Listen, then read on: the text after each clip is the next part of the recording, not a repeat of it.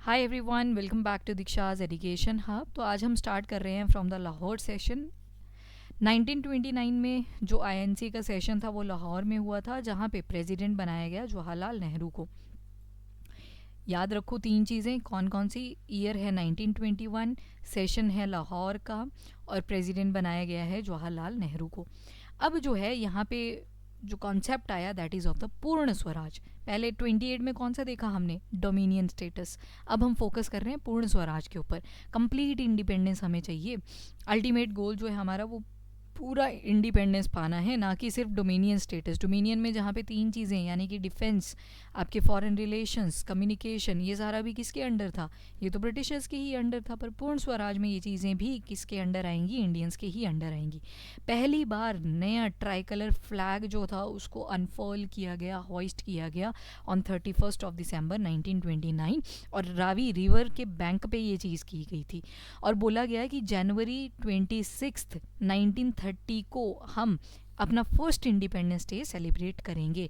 तो अभी देखो प्रेजेंटली अगर आप देखोगे 26 को हम क्या सेलिब्रेट करते हैं, रिपब्लिक डे। और पर हमने जो कॉन्स्टिट्यूशन था वो तो बना लिया था 26 नवंबर 1949 को, पर उसकी इम्प्लीमेंटेशन हमने 1950 में की थी जाके। क्यों? बिकॉज ऑफ दिस रीज़न हमने ये डिक्लेयर कर दिया था लाहौर सेशन के अंदर कि हम अपना जो पूर्ण स्वराज है यानी कि फर्स्ट इंडिपेंडेंस डे कब सेलिब्रेट कर लेंगे, जनवरी 26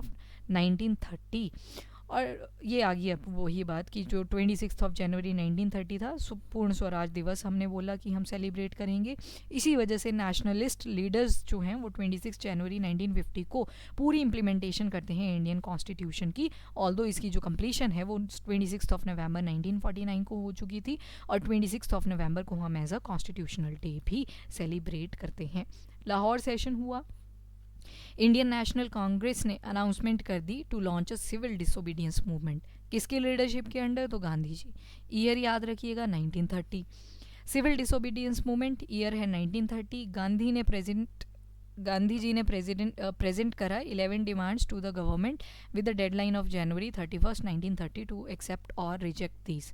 अब देखो 11 पॉइंट फार्मूला अगर पूछा जाए आपसे तो वो लेके आए थे गांधी जी। वहीं पे 14 पॉइंट फार्मूला पूछ लिया जाए तो वो तो जिन्ना लेके आए थे।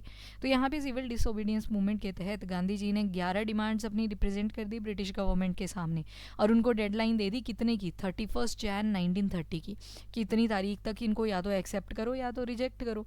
पर कोई रिस्पॉन्स नहीं आता ब्रिटिश गवर्नमेंट की तरफ से टुवर्ड दीज 11 डिमांड जो गांधी जी ने प्रेजेंट करी थी। गांधी जी ने सीडीएम शुरू कर दिया, सिविल डिसोबीडियंस मूवमेंट को शुरू कर दिया। किसके साथ शुरू किया था, तो डांडी मार्च, याद रखिएगा डांडी मार्च के साथ शुरू किया। कौन से आश्रम से, तो साबरमती आश्रम, और साबरमती आश्रम से जाना था डांडी की ओर। तो ये स्टार्ट हुआ आपके 12 मार्च 1930 को। डांडी मार्च जिसकी स्टार्टिंग 1930 को हो चुकी है। मंथ याद रखेंगे आप, दैट इज़ मार्च, क्योंकि क्रोनोलॉजी बेस्ड जब क्वेश्चन आते हैं तो कन्फ्यूजन होता है, तो ईयर के साथ साथ मंथ भी याद रखना इसका। तो 12 मार्च 1930 साबरमती आश्रम से लेके डांडी तक मार्च शुरू हो चुका है। ब्रिटिश गवर्नमेंट ने क्या किया हुआ था, वहाँ पे नमक पे टैक्स लगा दिया था। और जो नमक होता है वो तो एक बेसिक एमिनिटी है, हर एक पुअर के घर पे भी आपको, एक गरीब के घर पे भी नमक अवेलेबल मिल जाता है। तो देखो किस तरह से नमक से हमने यूनिटी को रिप्रेजेंट किया, मासेज यहाँ पे इकट्ठे हुए कि ये जो टैक्स इम्पोज किया जा रहा है नमक के ऊपर, इसको ख़त्म किया जाए। ये जो मूवमेंट थी ये 12 मार्च 1930 को शुरू होती है। और जो गांधी जी है वो ये जो सॉल्ट लॉ लेके आए थे ब्रिटिशर्स, इसको तोड़ते हैं। जो टैक्स लग रहा था सॉल्ट के ऊपर उसको तोड़ते हैं by picking a lump of salt at the, जैसे वो डांडी पहुँच जाते हैं ना तो अपनी मुट्ठी में, एक मुट्ठी में सॉल्ट जो है वो पकड़ लेते हैं और फिर उसको ऐसे फर्ल करते हैं कि ये जो ब्रिटिशर्स ने सॉल्ट लॉ बनाया था उसको हम तोड़ते हैं। तो फाइनली जो टैक्स इम्पोज किए हुए थे उनको हमने ख़त्म किया। कब? अप्रैल 6 1930। तो देखो यहाँ पे कहीं ना कहीं जो नॉन वायलेंस वाला कॉन्सेप्ट था वो सही प्रूव हुआ। कहीं बार पीसफुली भी चीज़ें अच्छी हो जाती हैं, तो ये चीज़ जो थी बिल्कुल पीसफुल मूवमेंट देखने को मिला। अब गवर्नमेंट ने कंडेम कर दिया ये एक्ट ऑन May 4 1930, और गांधी जी को अरेस्ट भी कर लिया। बंद भी कर दिया ये एक्ट क्योंकि बेइज्जती हो चुकी थी, और गांधी जी को अरेस्ट भी कर लेते हैं ऑन May 4 1930। लोगों ने रिफ्यूज़ कर दिया टू पे चौकीदार tax in eastern India. East वाली साइड अगर आप जाते हो यहाँ पे एक टैक्स लगा करता था, दैट इज़ चौकीदार टैक्स। पहले आए कैसे थे ये ब्रिटिशर्स, ट्रेड करने के लिए आए थे, बाद में बोलते हैं कि हम अपनी आर्मीज़ डिप्लॉय कर देंगे ताकि आपको प्रोटेक्शन मिलती रहे और बाहर से कोई बाहरी पावर जो है वो आपके ऊपर रूल ना करे। तो ये किसी ना किसी फॉर्म में कन्वर्ट हो रहे थे टैक्स भी। तो जैसे एक चौकीदार टैक्स था ईस्टर्न इंडिया के, यहाँ पे इन पोर्शन के अंदर आप देखोगे लोगों ने रिफ्यूजल कर दिया पूरा का पूरा कि हम ये चौकीदार टैक्स अब नहीं देंगे। सरोजिनी नायडू जी की बात करते हैं। इन्होंने एक मार्च चलाया सत्याग्रहीज गवर्नमेंट ओन्ड सॉल्ट डिपोट्स के ऊपर एट धरसना वाले रीजन में सरोजिनी नायडू ने एक मार्च चलाया सत्याग्रहीज, और जो गवर्नमेंट ओन्ड सॉल्ट डिपॉजिट थे धरसना वाले एरिया में, मतलब ऐसे डिपॉजिट थे, डिपोज थे जिनको ब्रिटिश गवर्नमेंट देखा करती थी। बहुत सारी औरतों ने भी पार्टिसिपेशन किया इन इवेंट्स के अंदर लार्ज स्केल के ऊपर।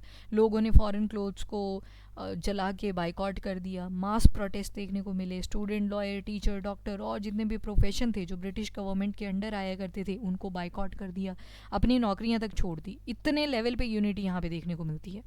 तो होता ही कई बार गांधी जी को बहुत ज़्यादा क्रिटिसिज्म भी दिखाया जाता है अगेंस्ट गांधी जी, पर बहुत सारी चीज़ें प्रेज वर्दी भी हैं, ठीक है। तो हर सिक्के के जो हैं वो दो पहलू होते हैं, वही यहाँ पे वो फॉर्मूला भी फिट बैठता है। वहीं पे north west part of the country अगर देखोगे, ये वाला सारा रीजन, क्योंकि अभी पाकिस्तान तो सेपरेट हुआ ही नहीं है, पार्टीशन तो हुआ ही नहीं है। खान अब्दुल गफ़र खान है जिनका popularly known as frontier Gandhi. अब इस नॉर्थ वेस्ट वाले पार्ट में फ्रंटियर गांधी का टाइटल दे दिया गया है खान अब्दुल गफ़र खान को। और इन्होंने एक पावरफुल नॉन वायलेंट मूवमेंट बनाई जिसको बोलते हैं खुदाई खिदमत कार्स। खुदाई खिदमत कार्स के जो फाउंडर हैं, who is the founder of खुदाई खिदमत कार्स, तो अब्दुल गफ़र खान है। और इनको फ्रंटियर गांधी भी बोला जाता है बिकॉज इनकी जो अप्रोच है वो गांधी जी की तरह है, नॉन वायलेंट, यानी कि फोर्स का यूज़ नहीं करना है। और ये जो खिदमत कार्स होते हैं इनका मतलब होता है servant of God, also known as red shirts. ये जो खुदाई खिदमत कार्स थे इन्हीं को रेड शर्ट्स के नाम से भी पॉपुलरली जाना जाता था। दूसरी तरफ रानी गाइदिनल्यू, वेरी इंपॉर्टेंट, ये आ जाएंगे आपके नॉर्थ ईस्टर्न पार्ट से, ठीक है। अगर स्पेसिफिक पूछ लिया जाए तो नागालैंड वाले एरिया से। रानी का टाइटल जवाहरलाल नेहरू जी ने ही इनको दिया था, गाइदिनल्यू को। तो ये भी 13 ईयर्स की थी अभी, पर पावरफुल रिवोल्ट स्टार्ट कर देती है in the north eastern part of the India. इनको भी अरेस्ट कर लिया गया था, इंडिपेंडेंस के बाद ये छूट गए थे। पर चलो, नेहरू जी मिलने भी गए थे जब ब्रिटिश काल चल रहा था, तो इनको बोला था कि इंडिपेंडेंस के साथ साथ आपको भी यहाँ से निकाल देंगे। तो वही चीज़ हुई थी बाद में। सी राजा गोपालाचारी 100 मैन के साथ मार्च करते हैं टुवर्ड वेदारण्यम, तमिलनाडु वाले एरिया में Vedaranyam, to break the salt law. अब देखो दांडी में तो तोड़ ही चुके थे सॉल्ट लॉ को, अब तमिलनाडु के वेदारण्यम वाले क्षेत्र में भी सी राजा गोपालाचारी जाते हैं और वहाँ पे ये जो मार्च हुआ था उसको तोड़ देते हैं। Congress was declared illegal and major Congress leaders were put behind the bars. अब ब्रिटिश गवर्नमेंट काफ़ी जल रही है कि ये क्या सॉल्ट लॉ तोड़ रहे हैं, जहाँ पे इनको बहुत सारा टैक्स बन रहा था। टैक्स क्यों बन रहा था? क्योंकि हर एक के घर में नमक तो चाहिए होगा, बिना नमक के तो दाल नहीं बनती। तो कांग्रेस जो थी उनको डिक्लेयर कर दिया कि ये तो इलीगल है। पहले जब फाउंडेशन हुई थी तब तो हमने सेफ्टी वेल्व थ्योरी पढ़ी थी, याद है? जो A.O. ह्यूम है उन्होंने डिफ़ाइन किया था सेफ्टी वेल्व थ्योरी को, कैसे ब्रिटिशर्स को प्रोटेक्शन प्रोवाइड करती है। पर वहीं पे अब ये ब्रिटिशर्स कांग्रेस को डिक्लेयर कर रहे हैं कि ये तो इलीगल है, और जो मेजर कांग्रेस लीडर्स थे उन सबको जेल में डाल दिया। अब आपके चलेंगे round table conference. First round table conference जो हुई वो हुई 1930 में। कहाँ पे हुई थी? लोकेशन आप ध्यान रखोगे, ये हुई थी आपके लंदन में।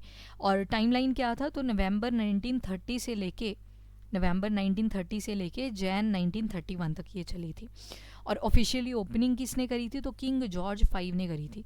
और डेट क्या थी ओपनिंग की? तो 12 नवंबर 1930। और जो कांग्रेस थी उन्होंने रिफ्यूज़ कर दिया था इस कॉन्फ्रेंस को अटेंड करना। हाउएवर जो मुस्लिम लीग थे और हिंदू महासभा थे along with the princely states, उन्होंने अटेंड किया था। तो क्या क्या पॉइंट्स निकल के आए, क्रक्स क्या निकल के आया हमारे फर्स्ट राउंड टेबल कॉन्फ्रेंस के? एक तो इसकी लोकेशन लंदन में हुई। टाइमलाइन नवंबर 1930 से लेके लगभग 2 महीने चली, तो जनवरी 1931 तक चलती है। कौन इसकी ओपनिंग करते हैं? तो किंग जॉर्ज 5 करते हैं। और तारीख अगर स्पेसिफिक पूछ ली जाए तो 12 नवंबर 1930 थी।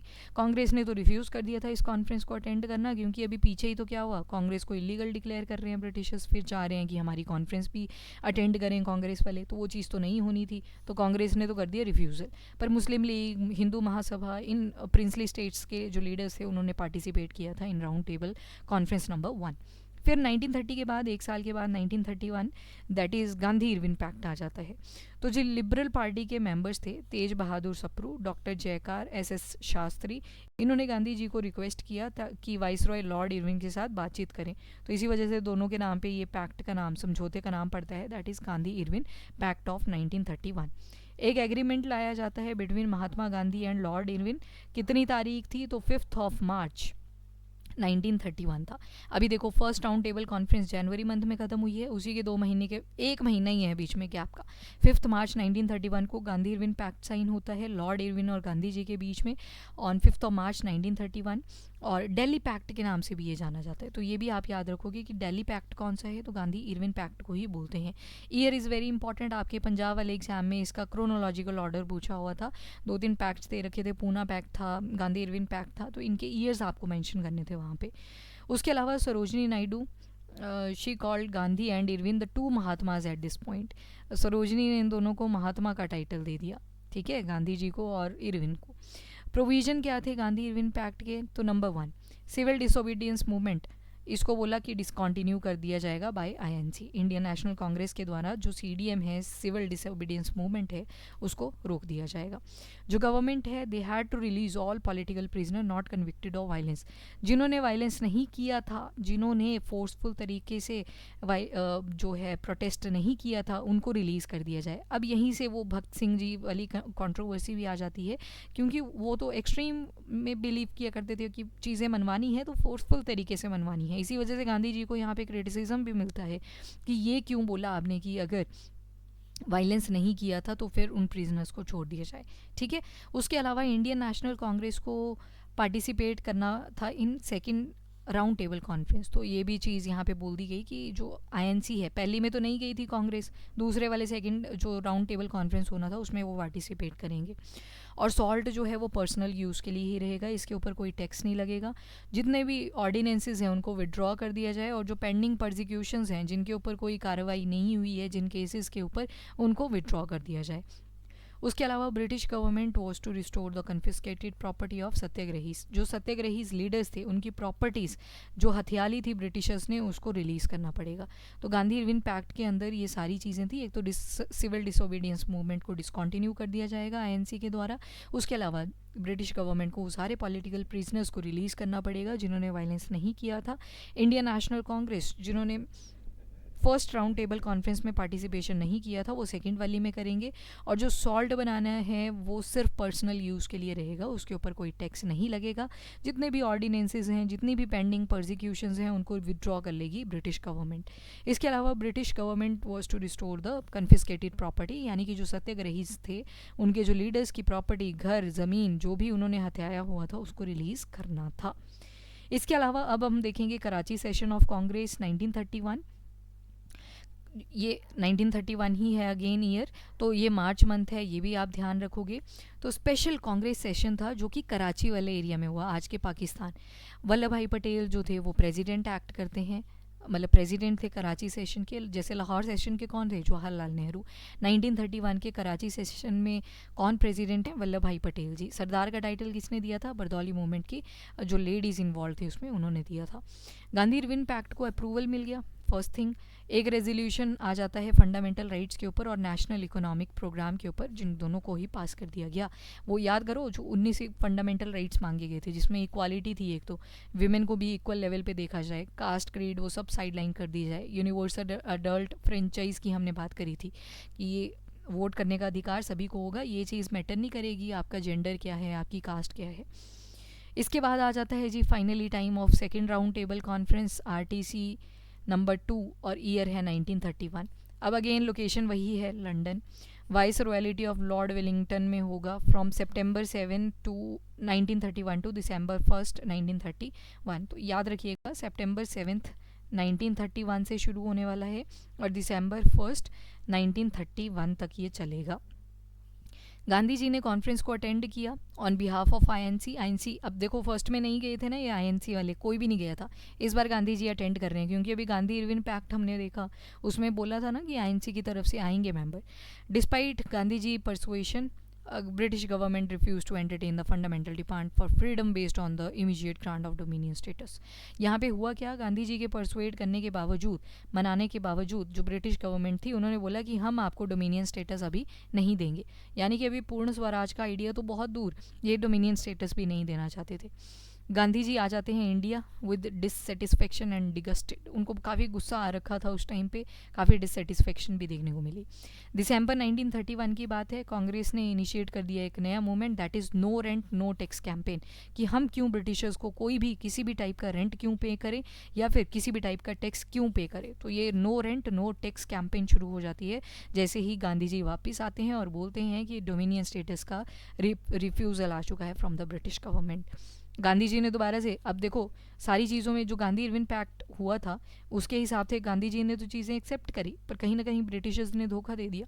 तो यहाँ पे सिविल डिसोबीडियंस मूवमेंट को दोबारा से रिज्यूम कर दिया जाता है इन जनवरी मंथ, ईयर है 1932, और लोगों को परसुएड किया जाता है कि दोबारा से इसको पार्टिसिपेट करो. 4 जनवरी को क्या हुआ, Gandhi ji along with other leaders was imprisoned and Congress was declared illegal. अब वही चीज़ आ गई फिर से 4 जनवरी 1932. अब सीडीएम को रिज्यूम कर दिया गया है, पर यहाँ पे जो आईएनसी है उसको इलीगल डिक्लेयर कर दिया, गांधी जी को अरेस्ट कर दिया गया. 1934 सिविल डिसोबीडियंस मूवमेंट को कॉल ऑफ कर दिया गया और गांधी ने अपील किया कांग्रेस को कि वो कंस्ट्रक्टिव एक्टिविटीज़ में इन्वॉल्व हो rather than any type of movement और एनी टाइप ऑफ प्रोटेस्ट. अब इसके बाद आएगी बात कम्युनल अवार्ड्स की. तो कम्युनल अवार्ड्स के लिए आपको मंथ याद रखना पड़ेगा, दैट इज़ अगस्त 1932. ये आपके पीसीएस में अगेन क्रोनोलॉजिकल वाली फॉर्म में पूछा गया था. तो इसको करेंगे रिज्यूम, पर करेंगे इन नेक्स्ट लेक्चर. अभी के लिए इतना ही. If you like the video do like and share. अगर नए हैं चैनल पे तो सब्सक्राइब ज़रूर करें. एंड टेलीग्राम भी आप ज्वाइन कर सकते हो, वहाँ पे एक गूगल फॉर्म भी अवेलेबल है. अगर आपको लगता है कि मुझे सिर्फ पॉलिटी का ही कोर्स चाहिए या सिर्फ हिस्ट्री का ही कोर्स चाहिए तो उसमें इंडिविजुअल कोर्सेज भी आपको मिल जाएंगे. तो अभी के लिए इतना ही. Thank you everyone. Have a nice day. Keep studying and keep watching.